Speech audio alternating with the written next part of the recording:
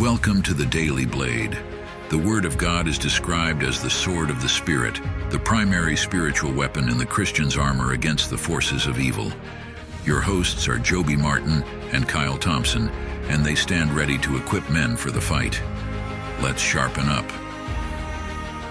All right, we're winding these last 2 weeks to a close, so we've spent that time looking at Homer's epic poem, the Odyssey, and we pulled out the biblical lessons that we can find from this incredibly important piece of ancient literature.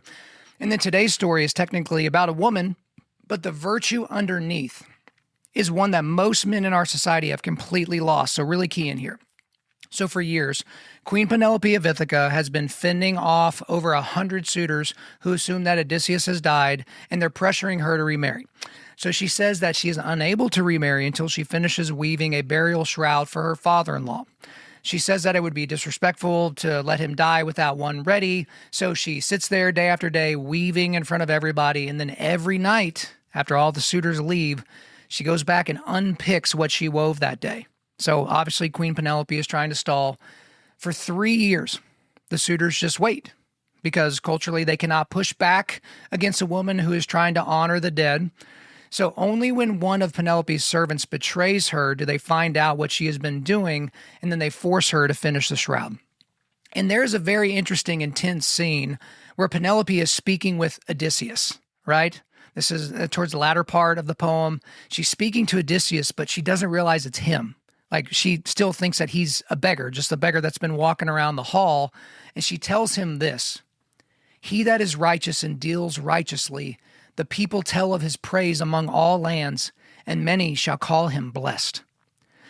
So this is the woman that has built her entire survival strategy on her conviction that you must do the right thing, even if it costs you greatly. Like, standing on conviction is better than the relief of giving in.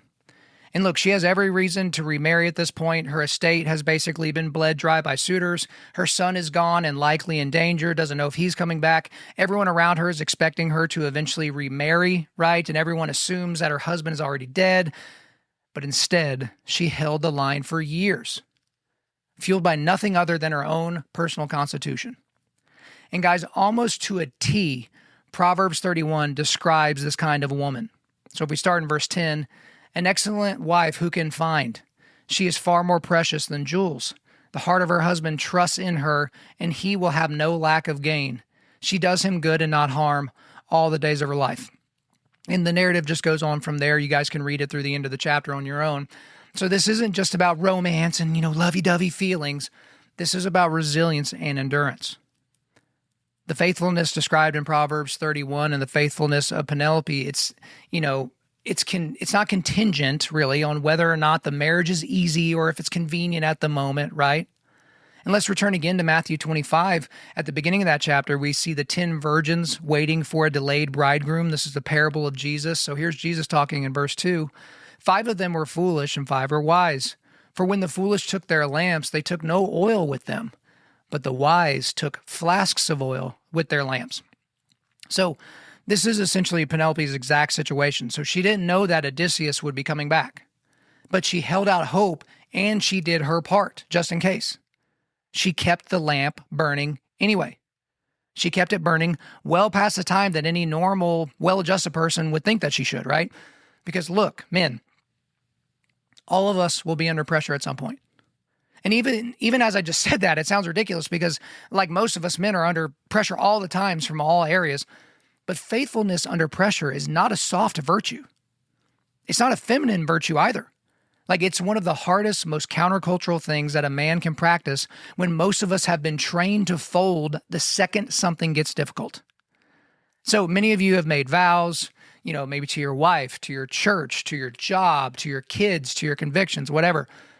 The test of whether or not those vows or promises mean anything is not when everything is going according to your plans. The real virtue is revealed when the chips are down and when the drama is the loudest. That reveals whether or not those were vows or just some, nice words that you said at some point in the past. So Penelope held the line for years against the pressure from an entire island's worth of people, and she did it without any certainty of what was to come. And look, for us as Christians, we have certainty that God is faithful and that he is good.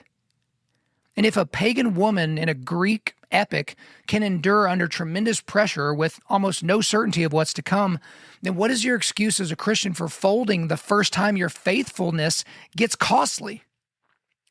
So I want you to survey your life and find a commitment that you have made that you have been loosening your grip on. So maybe it's a vow, or maybe it's a discipline or a conviction or a promise that you made. And I want you to re-grip. I want you to recommit to it today.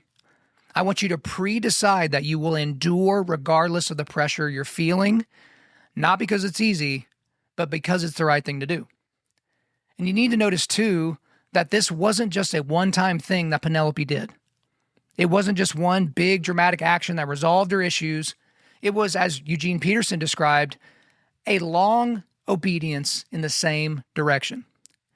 So Penelope kept the lamp burning for years without any guarantee that it would pay off or redound to her benefit. You should keep yours burning as well. We serve a God that created the cosmos, and he allows us to be in these circumstances so that he can use it for his glory. We just have to hold the line. Thank you for listening to today's episode. Before you go, if you want to help equip other men for the fight, share this podcast around and leave us a 5-star rating and review. Stay sharp.